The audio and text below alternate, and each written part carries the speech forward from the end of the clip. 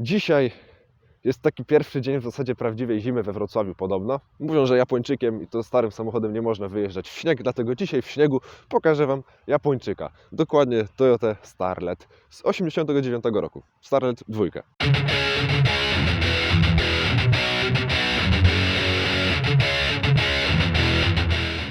Starlet drugiej generacji jest pierwszym Starletem, który ma napęd na oś przednią, a nie tylną. Więc zimowe warunki nie nastrajają do jakichś dzikich szaleństw. Sama druga generacja Starleta była produkowana w latach 84-89. Co ciekawe, trzecia generacja, która już jest bardzo zaoblona i bardzo plastikowa, weszła w 88 roku, czyli przez rok były produkowane równolegle. I większość Starletów dwójek w Polsce, jeśli nie wszystkie, mają podmocny silnik 1.0. Tu mamy 1.3. To mocarne 1.3 ma 4 cylindry. O, domknę, niech będzie ciepło. To mocarne 1.3 ma 4 cylindry, 8 zaworów, wałek normalnie w głowicy i generuje 75 koni i 105 Nm, co pozwala na osiągnięcie setki w 10,5 sekundy i polecenie maksymalnie 170, bo Starlet waży 730 kg tylko. Do tego dzięki masie, rozsądnej pojemności i tym, że to nie jest jakaś wyżyłowana jednostka, to teoretycznie wciąga około 6,5 litra w cyklu mieszanym. Spoko. Dobra, naklejka, że 12 zaworów jest troszeczkę niepokojąca, bo nie wiem. Jest to jednostka 2EP77, a czy ma 2 zawory, czy 3 zawory na cylinder, to Wam tak gdzieś tu Wam napiszę. I wnętrze Starletki. Tylko trzeba jeszcze kulturalnie buty ze śniegu wystukać, bo nie domknąłem. I właśnie, te klameczki są takie fajne, w sensie to jest niby klasyczny kształt, ale one są tak małe, że 2 palce ledwo mi się tutaj mieszczą. Poza tym rączka będąca takim podłokietnikiem, szyby w korbkach, zero zaskoczeń, teoretycznie. W praktyce kierownica z ładnym napisem Starlet, nie z logiem Toyoty, a z napisem Starlet. Oczywiście z klaksonem tutaj. Bardzo proste zegary. Zegarek analogowy, prędkościomierz, paliwo, temperatura i kontrolki. Niezbędnik kierowcy. Po co komu obroty, jeździ się na słuch. Z tej strony zaślepeczka i ogrzewanie tylnej szyby, natomiast z drugiej wycieraczka tylnej szyby, spryskiwacz i awaryjne. Proste, w daszku takie małe, takie filigranowe, jak w sumie cały samochód. Manetki bardzo, ale to bardzo toyotowskie, bo ten kształt to jeszcze z Yarisa 1 kojarzę. W zasadzie nie jest to żadne zaskoczenie w Toyotach. I jedna i druga.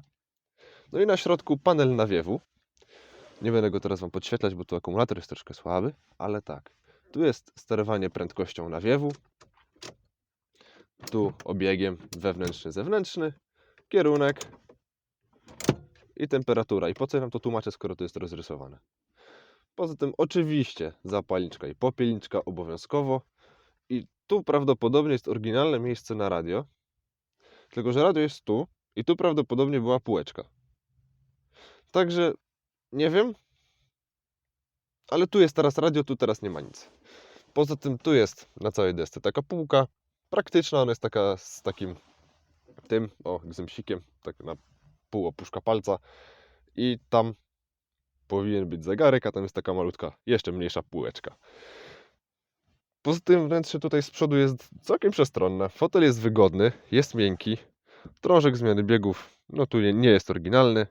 Ręczny, tu jakiś schoweczek na monety, tu coś. Jest prosto, jest skromnie, ale tu jest dużo miejsca. Z tyłu natomiast sprawa wygląda zupełnie inaczej, ponieważ tutaj to ja się nie zamierzam nawet ładować. Bo straciłbym nogi, głowę i wszystko pozostałe. No i oczywiście Made in Japan. Także skoro jesteśmy tutaj we wnętrzu, to może dzisiaj tak troszkę szybciej, bo jest zimno. Starlet też mimo wszystko woli nie wyjeżdżać zimą. Także zabierzmy się za jazdę.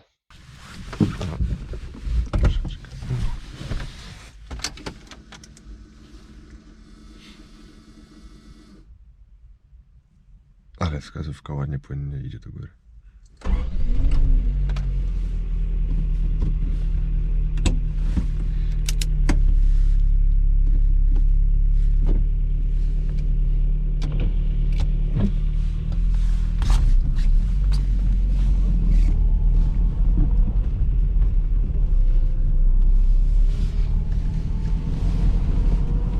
Ciekawe, czy drift tego Audi się załapał na nagraniu. Deja vu, I just been in this place before. Higher on the street. Był drift? No, próbował. Emblemat Quattro jest. Jest. No i pierwsze wrażenie jest bardzo pozytywne, bo kierownica jest dokładnie taka, jaka lubię, czyli jest dosyć cienka, dosyć duża i dosyć twarda. Czyli jest idealnie. Do tego sama praca pedału sprzęgła, czy drążka zmiany biegów jest taka bardzo właśnie japońska, taka wręcz zegarmistrzowsko precyzyjna, chociaż zegarki to raczej szwajcarskie, chociaż japońskie. Dobra.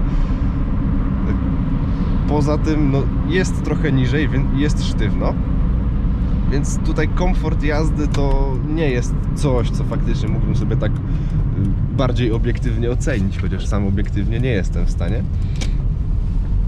Jednak fotel jak najbardziej ocenić mogę i fotel również jest trochę twardszy, ale nie należy do takich twardych, łamiących plecy, bo też jest dosyć sensownie wyprofilowany. Nie umiem jeździć samochodami na glebie.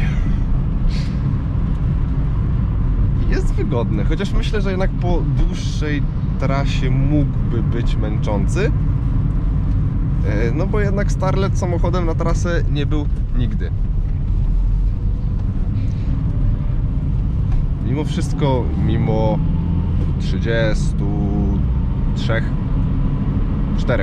34 lat na karku, sprawia cały czas właśnie takie solidne wrażenie, które daje obecnie chyba tylko japońska i niemiecka motoryzacja. W sensie w żadnym innym samochodzie nie spotkałem się z takim poczuciem, że mogę mu bezproblemowo zaufać. I to jest faktycznie samochód, któremu na progach spowalniających nie zaufam. Ale w takiej jeździe i bez awaryjności jak najbardziej, bo no, konstrukcja silnika, gdzie to jest 12-zaworówka, ale 4-cylindrowa, czyli są 3 zawory na cylinder, co w europejskich realiach było całkiem niespotykane, tutaj jest jednostką sprawdzoną. Była oferowana od 85 w Starletach do 98 w ogóle. W sensie ta jednostka później miała 16 zaworów, występowała w wersji turbo, więc biorąc pod uwagę, że Japończycy wypuszczali tyle wersji tak ciekawej jednostki, to znaczy, że naprawdę ją dopracowali i byli pewni tego, że spokojnie mogą ją oferować. I tutaj naprawdę jest to jeden z kulturalnie pracujących silników, bo jest cicho, jest spokojnie, ale ta cisza nie jest taka nijaka, bo ten silnik ma swoje takie charakterystyczne brzmienie, takie delikatne wycie, ale ono nie jest takie bezpłciowe. Do tego skrzynia jest fajnie zestopniowana i silnik bardzo dobrze współpracuje z długością przełożeń, bo na niższych obrotach silnik chce się wyrywać. No tutaj może dlatego, że jest ślisko, to zupełnie inaczej się wyrywa, ale na niższych obrotach ma siłę ciągnąć, a przy wyższych, jeszcze tak wysokich, bardzo wysokich, jak wszyscy mówią, że na Japończyka przystało, oj się na płytę wbiłem, nie testowałem, ale mam wrażenie, że ten silnik, no chyba, że ten silnik nie puchnie przy żadnych obrotach.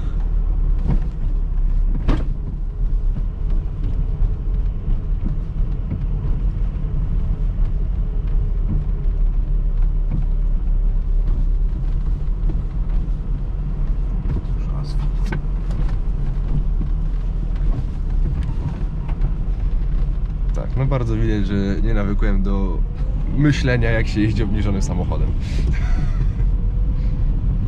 Tak, to już jest normalna nawierzchnia, ale za to próg spowalniający. No i dwójka przy niskiej prędkości, no i ma siłę. No, ma siłę też zerwać przyczepność na śniegu.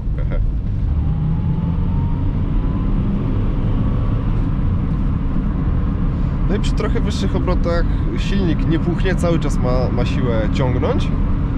Jednak no, cały czas czuć, że mimo tego, że Starlet jest leciutki, to ma cały czas te 75 koni i 103 Nm, co no nie tworzy z niego demona prędkości, tylko faktycznie dynamiczny samochód, tylko raczej taki dynamiczny w sposób, jak się naoglądaliśmy w Szybkich i Wściekłych, gdzie jednak trzeba pracować biegami, a nie kręcić do odcięcia. Nie umiem jeździć obniżonymi.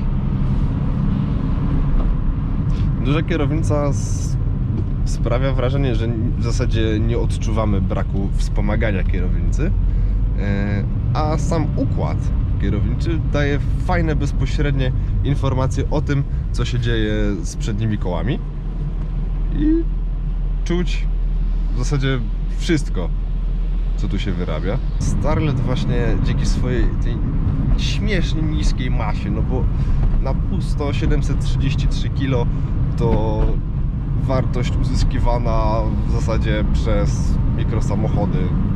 No dobra, mikrosamochody załadowane ludźmi, ale weźmy pod uwagę, że to jest niewiele więcej niż ważył maluch, a tu jest 3 razy większa moc i rozsądniejszy układ napędowy. To jest taki naprawdę fajny go-kart. Chciałoby się wręcz zabrać ją na tor, mimo tego, że niektórzy mogliby się śmiać, że gdzie na tor tylko 75 koni, a jednak. Czarna jest klasa z Wołomina. Bardzo mi się podoba praca drążka zmiany biegów, który jest dosyć długi, zwłaszcza jak weźmiemy pod uwagę, że to jest malutki samochodzik.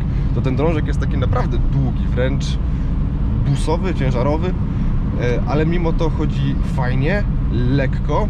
Starlet wręcz sam wciąga biegi, które chcemy mu wrzucić, a do tego jest precyzyjny, jest bardzo precyzyjny, bo można szturchnąć go lekko jednym palcem.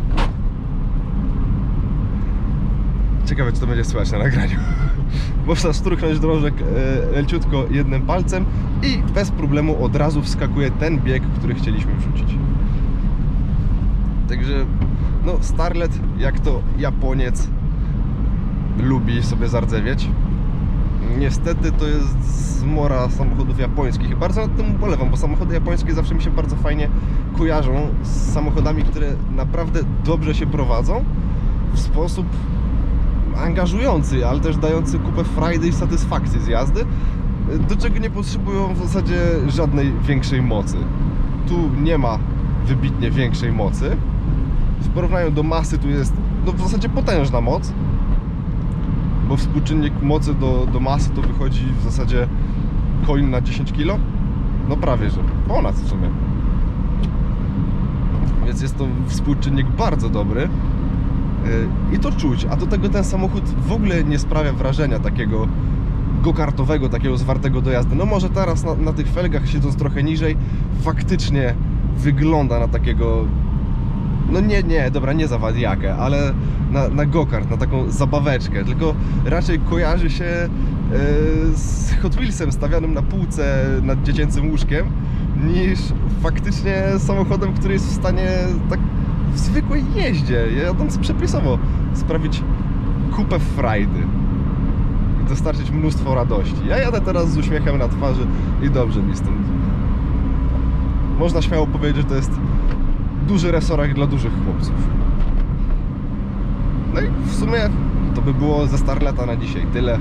Także trzymajcie się i cześć!